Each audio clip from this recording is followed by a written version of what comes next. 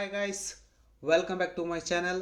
Chamarajanagar district ಕೋರ್ಟಲ್ಲಿ typist copyist ಅಂತಂದೇಳಿ ಹುದ್ದೆಗಳಿಗೆ ಅರ್ಜಿಯನ್ನು ಕರೆದಿದ್ದಾರೆ. ಪ್ರಾರಂಭದ ದಿನಾಂಕ ಏನು, ಕೊನೆಯ ದಿನಾಂಕ ಏನು, ಎಷ್ಟು ಹುದ್ದೆಗಳು ಖಾಲಿದ್ದಾವೆ, ಇದಕ್ಕೆ ಸ್ಯಾಲ್ರಿ ಎಷ್ಟಿದೆ, ಕ್ವಾಲಿಫಿಕೇಷನ್ ಏನಾಗಿರ್ಬೇಕು, ಏಜ್ ಎಷ್ಟಿರಬೇಕು, ಯಾವ ರೀತಿಯಾಗಿ ನೇಮಕಾತಿಯನ್ನು ಮಾಡ್ಕೊಳ್ತಾರೆ ಅನ್ನೋದನ್ನು ಈ ಒಂದು ವಿಡಿಯೋದಲ್ಲಿ ಕಂಪ್ಲೀಟಾಗಿ ತಿಳಿಸ್ಕೊಡ್ತಾ ಹೋಗ್ತೀನಿ. ಎಲ್ಲೂ ಕೂಡ ವಿಡಿಯೋವನ್ನು ಸ್ಕಿಪ್ ಮಾಡಬೇಡ್ರಿ, ಕಂಪ್ಲೀಟಾಗಿ ನೋಡ್ರಿ. ಇನ್ನೂ ಕೂಡ ಯಾರೆಲ್ಲ ಸಬ್ಸ್ಕ್ರೈಬ್ ಆಗಿಲ್ಲ ಆದಷ್ಟು ಬೇಗ ಸಬ್ಸ್ಕ್ರೈಬ್ ಆಗ್ರಿ. ಹಾಗೆ ಲೈಕ್ ಬಟನ್ ಕಾಣಿಸ್ತಾ ಇರುತ್ತೆ, ಲೈಕ್ ಮಾಡಿರಿ. ಲೈಕ್ ಮಾಡಿದ್ರಾ? ಬನ್ನಿ ಈಗ ಒಂದೊಂದಾಗಿ ನೋಡ್ತಾ ಹೋಗೋಣ. ಪ್ರಧಾನ ಜಿಲ್ಲಾ ಮತ್ತು ಸತ್ರ ನ್ಯಾಯಾಧೀಶರ ಕಚೇರಿ ಚಾಮರಾಜನಗರದಲ್ಲಿ ಈಗ ಟೈಪಿಸ್ಟ್ ಕಾಪಿಸ್ಟ್ ಹುದ್ದೆಗಳಿಗೆ ಈಗ ಅರ್ಜಿಯನ್ನು ಕರೆದಿದ್ದಾರೆ. ಈ ಒಂದು ನೋಟಿಫಿಕೇಶನ್ ಅನ್ನ 7/3/2026 ರಿಲೀಸ್ ಮಾಡಿದ್ದಾರೆ. ಇಲ್ಲಿ ನೋಡ್ತಾ ಇರ್ಬೋದು, ಬೆರಳಚ್ಚು ನಕಲುಗಾರರ ಹುದ್ದೆಗೆ ಅರ್ಜಿಯನ್ನು ಕರೆದಿರುವಂಥದ್ದು. ಒಟ್ಟು 4 ಹುದ್ದೆಗಳು ಇಲ್ಲಿ ಖಾಲಿ ಇರುವಂಥದ್ದು. 2 ಹಿಂಬಾಕಿ ಹುದ್ದೆಗಳು, 2 ಹೊಸ ಹುದ್ದೆಗಳು ಖಾಲಿ ಇರುವಂಥದ್ದನ್ನು ನಾವಿಲ್ಲಿ ಗಮನಿಸಬಹುದು. ಈ ಒಂದು ಹುದ್ದೆಗಳು ಸರ್ಕಾರಿ ಹುದ್ದೆಗಳಾಗಿರ್ತಾವ. ಆಮೇಲೆ ಈ ಒಂದು ಹುದ್ದೆಗಳಿಗೆ ನೀವು ಆನ್ಲೈನ್ ಮುಖಾಂತರ ಅಪ್ಲಿಕೇಶನನ್ನು ಸಬ್ಮಿಟ್ ಮಾಡಬೇಕಾಗಿರುತ್ತೆ. ಕೊನೆಯ ದಿನಾಂಕ ಬಂದು 13/4/2026 ಕೊನೆಯ ದಿನಾಂಕ ಆಗಿರುತ್ತೆ. ಕೊನೆಯ ದಿನಾಂಕದವರೆಗೂ ಕೂಡ ಕಾಯಕ್ಕೆ ಹೋಗ್ಬೇಡ್ರಿ. ಆದಷ್ಟು ಮುಂಚಿತವಾಗಲೇ ಅಪ್ಲಿಕೇಶನನ್ನು ಸಬ್ಮಿಟ್ ಮಾಡಿ ಒಂದು ಸೆಟ್ಟನ್ನು ನಿಮ್ಮ ಹತ್ರ ಇಟ್ಕೊಳ್ರಿ, ಇನ್ನೊಂದು ಸೆಟ್ಟನ್ನು ನಿಮ್ಮ ಇಮೇಲ್ಗೆ ಸ್ಕ್ಯಾನ್ ಮಾಡಿ ಇಟ್ಕೊಳ್ರಿ ಅಥವಾ ಡೌನ್ಲೋಡ್ ಮಾಡ್ಕೊಂಡು ಇಟ್ಕೊಂಡ್ಬಿಡ್ರಿ, ಇಮೇಲ್ಗೆ ಹಾಕೊಂಡ್ಬಿಡಿ. ಆಮೇಲೆ ಕಳೆದೋಯ್ತು ಅಂತಂದೇಳಿ ಯಾರೂ ಕೂಡ ಕಮೆಂಟ್ ಮಾಡೋದಕ್ಕೆ ಹೋಗಬೇಡಿ. ಈ ಒಂದು ಹುದ್ದೆಗೆ ಆನ್ಲೈನ್ ಮುಖಾಂತರ ನೀವು ಅಪ್ಲಿಕೇಶನನ್ನು ಸಬ್ಮಿಟ್ ಮಾಡಬೇಕಾಗಿರುತ್ತೆ. ಆನ್ಲೈನ್ ವೆಬ್ಸೈಟ್ ಅಡ್ರೆಸ್ ಬಂದು https://chamrajnagara/districtcourts.government.in/online recruitment ಅಂತಂದೇಳಿ ನೀವು ಗೂಗಲಲ್ಲಿ ಸರ್ಚ್ ಕೊಟ್ಟರೆ ಅಲ್ಲಿ ಮೇನ್ ಪೇಜ್ ಓಪನ್ ಆಗುತ್ತೆ. ಅಲ್ಲಿ ನೀವು ಆನ್ಲೈನ್ ಮುಖಾಂತರ ಸ್ಟೆಪ್ ಬೈ ಸ್ಟೆಪ್ ನೀವು ಸಬ್ಮಿಟ್ ಮಾಡ್ತಾ ಹೋಗ್ಬೋದು. ನೆಕ್ಸ್ಟ್, ಈ ಒಂದು ಹುದ್ದೆಗೆ ಅಪ್ಲಿಕೇಶನ್ ಹಾಕೋದಕ್ಕೆ ಪ್ರಾರಂಭದ ದಿನಾಂಕ ಬಂದು 13/3/2026 ಪ್ರಾರಂಭದ ದಿನಾಂಕ ಆಗಿರುತ್ತೆ. ಅದೇ ರೀತಿಯಾಗಿ ಕೊನೆಯ ದಿನಾಂಕ ಬಂದು 13/4/2026 ಕೊನೆಯ ದಿನಾಂಕ ಆಗಿರುತ್ತೆ. ಈ ಒಂದು ಹುದ್ದೆಗೆ ಅಪ್ಲಿಕೇಶನ್ ಫೀಸ್ ಕಟ್ಟೋದಕ್ಕೆ 16/4/2026 ಕೊನೆಯ ದಿನಾಂಕ ಆಗಿರುತ್ತೆ. ಅದೇ ರೀತಿಯಾಗಿ ಈ ಒಂದು ಹುದ್ದೆಗೆ ಇಮೇಲ್ ಐ ಡಿ ಮತ್ತು ಮೊಬೈಲ್ ನಂಬರು ತುಂಬ ಇಂಪಾರ್ಟೆಂಟ್ ಆಗಿರುತ್ತೆ. ಯಾಕಂದರೆ ಅವರು ನಿಮಗೆ ಕಮ್ಯುನಿಕೇಟ್ ಮಾಡಬೇಕಂತಂದರೆ ಮೊಬೈಲ್ ನಂಬರು ಮತ್ತು ಇಮೇಲ್ಗೆ ಅವರು ಕಮ್ಯುನಿಕೇಟ್ ಮಾಡ್ತಾ ಹೋಗ್ತಾರೆ. ಆದ್ದರಿಂದ ಕರೆಕ್ಟಾಗಿರುವಂತಹ ಇಮೇಲ್ ಐ ಡಿ ಮತ್ತು ಮೊಬೈಲ್ ನಂಬರನ್ನು ನೀವು ಕೊಡಬೇಕಾಗಿರುತ್ತೆ. ಪರಿಶಿಷ್ಟ ಜಾತಿ ಅಂಗವಿಕಲ ಅಭ್ಯರ್ಥಿಗಳಿಗೆ ಒಂದು ಹುದ್ದೆ ಖಾಲಿ ಇರುವಂಥದ್ದು. ಪ್ರವರ್ಗ 2A ಅಂಗವಿಕಲ ಅಭ್ಯರ್ಥಿಗಳಿಗೆ ಒಂದು ಹುದ್ದೆ ಖಾಲಿ ಇರುವಂಥದ್ದು. ಸಾಮಾನ್ಯ ವರ್ಗ ಮಹಿಳೆಗೆ ಒಂದು ಹುದ್ದೆ ಖಾಲಿ ಇರುವಂಥದ್ದು. ಪ್ರವರ್ಗ 1ಗೆ ಸಂಬಂಧಪಟ್ಟಂತೆ ಒಂದು ಹುದ್ದೆ ಖಾಲಿ ಇರುವಂಥದ್ದು. ಇಲ್ಲಿ ಟೋಟಲ್ ಆಗಿ 4 ಹುದ್ದೆಗಳು ಇಲ್ಲಿ ಖಾಲಿ ಇರುವಂಥದ್ದನ್ನು ನಾವಿಲ್ಲಿ ಗಮನಿಸ್ಬೋದು. ಈ ಒಂದು ಹುದ್ದೆಗೆ ಸ್ಯಾಲ್ರಿ ಎಷ್ಟಿದೆಪ್ಪ ಅಂತಂದರೆ 34,100 ರೂಪಾಯಿ ಇವರಿಗೆ ಪ್ರತಿ ತಿಂಗಳು ಸ್ಯಾಲ್ರಿಯನ್ನು ನೀಡ್ತಾ ಹೋಗ್ತಾರೆ. ಇದರ ಜೊತೆಗೆ TAD ಅಂತಂದೇಳಿ 40,000ವರೆಗೂ ಕೂಡ ಇವರಿಗೆ ಪ್ರತಿ ತಿಂಗಳು ಸ್ಯಾಲ್ರಿಯನ್ನು ನೀಡ್ತಾ ಹೋಗ್ತಾರೆ.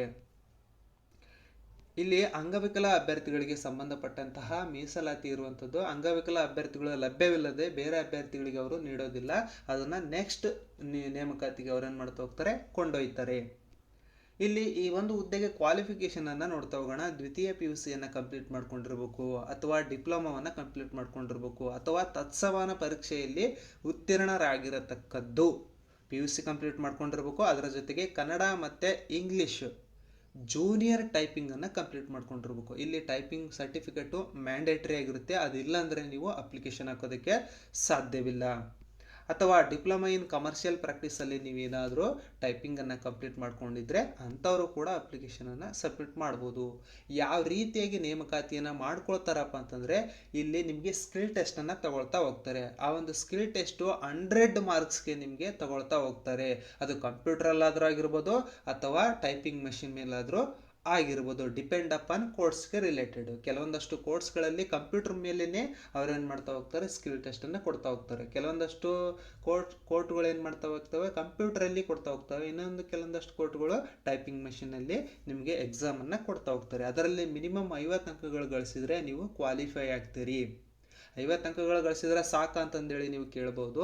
ಅವ್ರು ಏನು ಮಾಡ್ತಾ ಹೋಗ್ತಾರೆ, PUC ಪರ್ಸೆಂಟೇಜು ಮತ್ತು ಸ್ಕಿಲ್ ಟೆಸ್ಟ್ ಪರ್ಸೆಂಟೇಜು ಮತ್ತು ನೀವು ಯಾವ ಕ್ಯಾಸ್ಟ್ಗೆ ಸಂಬಂಧಪಟ್ಟಿದ್ರಿ ಆ ಒಂದು ರೋಸ್ಟರ್ ಅನ್ವಯ ಅವ್ರು ಏನು ಮಾಡ್ತಾ ಹೋಗ್ತಾರೆ, ಇಂಟರ್ವ್ಯೂಗೆ ಕರಿತಾ ಹೋಗ್ತಾರೆ. ಸಂದರ್ಶನದಲ್ಲಿ ನಿಮಗೆ 5 ಅಂಕಗಳಿಗೆ ಅವರು ಸಂದರ್ಶನವನ್ನು ತೆಗೆದುಕೊಳ್ತಾ ಹೋಗ್ತಾರೆ. ಅಲ್ಲಿ ಫ್ಯಾಮಿಲಿ ಬ್ಯಾಕ್ಗ್ರೌಂಡನ್ನು ಕೇಳ್ತಾ ಹೋಗ್ತಾರೆ. ಆಮೇಲೆ ಸ್ವಲ್ಪ ಕಂಪ್ಯೂಟರ್ ಬಗ್ಗೆ ಸ್ವಲ್ಪ ಕ್ವಶನ್ಸನ್ನು ಕೇಳಬಹುದು. ಇನ್ನು ಸಾಮಾನ್ಯ ಜ್ಞಾನದ ಬಗ್ಗೆ ಸ್ವಲ್ಪ ಕ್ವಶನ್ಸನ್ನು ಕೇಳಬಹುದು. ಬರೀ 5 ಅಂಕಗಳಿಗೆ ಅವರು ನಿಮ್ಮ ಹತ್ರ ಸಂದರ್ಶನವನ್ನು ತೆಗೆದುಕೊಳ್ತಾ ಹೋಗ್ತಾರೆ. ನೀವು ಸ್ಕಿಲ್ ಟೆಸ್ಟಲ್ಲಿ ಯಾರೆಲ್ಲ ಚೆನ್ನಾಗಿ ಪರ್ಫಾರ್ಮೆನ್ಸನ್ನು ಮಾಡ್ತೀರಿ ಅಂತಹ ಅಭ್ಯರ್ಥಿಗಳಿಗೆ ಅವರು ಏನು ಮಾಡ್ತಾ ಹೋಗ್ತಾರೆ, ಸಂದರ್ಶನಕ್ಕೆ ಕರೀತಾರೆ. ಸಂದರ್ಶನಕ್ಕೆ ಒಂದು ಪೋಸ್ಟ್ಗೆ 5 ಅಭ್ಯರ್ಥಿಗಳಂತೆಯೇ ಅವ್ರು ಏನು ಮಾಡ್ತಾ ಹೋಗ್ತಾರೆ, ಸಂದರ್ಶನಕ್ಕೆ ಕರೀತಾರೆ. ಅಂದರೆ ಒಂದು ಹುದ್ದೆಗೆ 5 ಅಭ್ಯರ್ಥಿಗಳನ್ನು ಕರೀತಾರೆ ಸಂದರ್ಶನಕ್ಕೆ. ಆ 5 ಜನದಲ್ಲಿ ಯಾರಾದರೂ ಒಬ್ಬರನ್ನು ಅವರು ಏನು ಮಾಡ್ತಾ ಹೋಗ್ತಾರೆ, ಸೆಲೆಕ್ಷನನ್ನು ಮಾಡ್ತಾ ಹೋಗ್ತಾರೆ. ಈ ಒಂದು ಹುದ್ದೆಗೆ ಪ್ರೊಬೇಷನರಿ ಪೀರಿಯಡ್ ಎಷ್ಟಿರುತ್ತಪ್ಪ ಅಂತಂದರೆ 2 ವರ್ಷ ನಿಮಗೆ ಪ್ರೊಬೇಷನರಿ ಪೀರಿಯಡ್ ಇರುತ್ತೆ. 2 ವರ್ಷ ಆದಮೇಲೆ ಅವ್ರು ಏನು ಮಾಡ್ತಾ ಹೋಗ್ತಾರೆ, ನಿಮಗೆ ಪರ್ಮನೆಂಟ್ ಆಗಿ ಮಾಡ್ಕೊಳ್ತಾ ಹೋಗ್ತಾರೆ. ಅಲ್ಲಿವರೆಗೂ ಕೂಡ ನೀವು ಪ್ರೊಬೇಷನರಿ ಪೀರಿಯಡಲ್ಲಿ ಇರ್ತೀರಿ. ಆ ಒಂದು ಸಮಯದಲ್ಲಿ ಯಾವುದೇ ರೀತಿಯಾದಂತಹ ತಪ್ಪನ್ನು ಮಾಡೋದಕ್ಕೆ ಹೋಗಬೇಡ್ರಿ. ಮಾಡಿದರೆ ನಿಮ್ಮನ್ನು ತೆಗೆದೇ ಹಾಕುವಂತಹ ಸಂದರ್ಭ ಇರುತ್ತೆ. ಆದ್ದರಿಂದ ಪ್ರೊಬೇಷನರಿ ಪೀರಿಯಡಲ್ಲಿ ಯಾವುದೇ ರೀತಿಯಾದಂತಹ ತಪ್ಪನ್ನು ಮಾಡೋಕ್ಕೆ ಹೋಗ್ಬೇಡ್ರಿ, ಮುಂದೂ ಕೂಡ ಮಾಡಬೇಡ್ರಿ. ನೆಕ್ಸ್ಟ್ ಇಲ್ಲಿ ಏಜ್ ಎಷ್ಟಾಗಿರ್ಬೇಕಪ್ಪ ಅಂತಂದರೆ ಈ ಒಂದು ಟೈಪಿಸ್ಟ್ ಕಾಪಿಸ್ಟ್ ಹುದ್ದೆಗಳಿಗೆ ಸಂಬಂಧಪಟ್ಟಂತೆ ಮಿನಿಮಮ್ 18 ವರ್ಷವನ್ನು ಕಂಪ್ಲೀಟ್ ಮಾಡಿರಬೇಕು. ಸಾಮಾನ್ಯ ವರ್ಗ ಅಭ್ಯರ್ಥಿಗಳಾಗಿದ್ದರೆ 18ರಿಂದ 40 ವರ್ಷ. ಅದೇ ರೀತಿಯಾಗಿ ಪ್ರವರ್ಗ 2A 2B 3A 3B ಅಭ್ಯರ್ಥಿಗಳಿಗೆ ಸಂಬಂಧಪಟ್ಟಂತೆ 42 ವರ್ಷದವರೆಗೂ ಕೂಡ ಅವರು ಮೀಸಲಾತಿಯನ್ನು ಕೊಟ್ಟಿರುವಂಥದ್ದು. ಅದೇ ರೀತಿಯಾಗಿ ಪರಿಶಿಷ್ಟ ಜಾತಿ ಪರಿಶಿಷ್ಟ ಪಂಗಡ ಪ್ರವರ್ಗ 1ಗೆ ಸೇರಿದಂತಹ ಅಭ್ಯರ್ಥಿಗಳು 45 ವರ್ಷ ಆದರೂ ಕೂಡ ನೀವು ಅಪ್ಲಿಕೇಶನನ್ನು ಸಬ್ಮಿಟ್ ಮಾಡ್ಬೋದು. ನೆಕ್ಸ್ಟ್ ಈ ಒಂದು ಹುದ್ದೆಗೆ ನೀವು ಆನ್ಲೈನ್ ಮುಖಾಂತರನೇ ಅಪ್ಲಿಕೇಶನನ್ನು ಸಬ್ಮಿಟ್ ಮಾಡಬೇಕಾಗಿರುತ್ತೆ. ನೆಕ್ಸ್ಟ್ ನೋಡ್ತಾ ಹೋಗೋಣ. ಇಲ್ಲಿ ಅರ್ಜಿ ಸಲ್ಲಿಸಲು ಅಪ್ಲಿಕೇಶನ್ ಫೀಸ್ ಎಷ್ಟಿದೆಪ್ಪ ಅಂತಂದರೆ ಸಾಮಾನ್ಯ ವರ್ಗ ಪ್ರವರ್ಗ 2A 2B 3A 3B ಈ ಒಂದು ಕ್ಯಾಸ್ಟ್ಗೆ ಸಂಬಂಧಪಟ್ಟಂತೆ 200 ರೂಪಾಯಿ ಅಪ್ಲಿಕೇಶನ್ ಫೀಸನ್ನು ಇಟ್ಟಿದ್ದಾರೆ. ನೆಕ್ಸ್ಟ್ ಪರಿಶಿಷ್ಟ ಜಾತಿ ಪರಿಶಿಷ್ಟ ಪಂಗಡ ಪ್ರವರ್ಗವನ್ನು ಹಾಗೆ ಅಂಗವಿಕಲ ಅಭ್ಯರ್ಥಿಗಳಿಗೆ ಯಾವುದೇ ರೀತಿಯಾದಂತಹ ಅಪ್ಲಿಕೇಶನ್ ಫೀಸು ಇರೋದಿಲ್ಲ. ಎಲ್ಲರೂ ಅಪ್ಲಿಕೇಶನನ್ನು ಸಬ್ಮಿಟ್ ಮಾಡ್ಬೋದು. ಇಲ್ಲಿ ಯಾವ ರೀತಿಯಾಗಿ ಅಪ್ಲಿಕೇಶನನ್ನು ಹಾಕಬೇಕು ಅನ್ನೋದನ್ನು ಕೂಡ ಅವರು ತೋರಿಸಿಕೊಟ್ಟಿದ್ದಾರೆ. ಈ ಒಂದು PDF ಅನ್ನು ನಾನು ಈ ವಿಡಿಯೋ ಡಿಸ್ಕ್ರಿಪ್ಷನ್ ಬಾಕ್ಸ್ನಲ್ಲಿ ಟೆಲಿಗ್ರಾಮ್ ಚಾನಲ್ ಲಿಂಕು ಮತ್ತು ವಾಟ್ಸಪ್ ಲಿಂಕನ್ನು ಕೊಟ್ಟಿರ್ತೀನಿ. ಎರಡರಲ್ಲೂ ಕೂಡ ಜಾಯ್ನ್ ಆಗಿರಿ. ನೀವು ಜಾಯ್ನ್ ಆದರೆ ನಾನು ಹಲವಾರು ಅಪ್ಡೇಟ್ಗಳನ್ನು ನಾನು ವಾಟ್ಸಪ್ ಮತ್ತು ಟೆಲಿಗ್ರಾಮಲ್ಲಿ ಕೊಡ್ತಾ ಹೋಗ್ತೀನಿ. ಅದರಿಂದ ನಿಮಗೆ ಯಾವುದಾದ್ರೂ ಒಂದು ಕೋರ್ಟಲ್ಲಿ ನೌಕರಿಯನ್ನು ಪಡೆಯುವಂತಹ ಸಾಧ್ಯತೆ ತುಂಬ ಇರುತ್ತೆ. ಈ ಒಂದು ವಿಡಿಯೋವನ್ನು ನಿಮ್ಮ ಸ್ನೇಹಿತರಿಗೆ ಅಥವಾ ಯಾರಾದರೂ PUCಯನ್ನು ಕಂಪ್ಲೀಟ್ ಮಾಡಿಕೊಂಡು ಟೈಪಿಂಗ್ ಕೋರ್ಸನ್ನು ಮಾಡ್ಕೊಂಡಿದ್ರೆ ಅಂಥವ್ರಿಗೆ ಶೇರ್ ಮಾಡಿರಿ, ಲೈಕ್ ಮಾಡಿರಿ, ಹಾಗೆ ಸಬ್ಸ್ಕ್ರೈಬ್ ಆಗೋದನ್ನು ಮಾತ್ರ ಮರಿಬೇಡಿ. ಎಲ್ಲರಿಗೂ ಕೂಡ ಗುಡ್ ಲಕ್.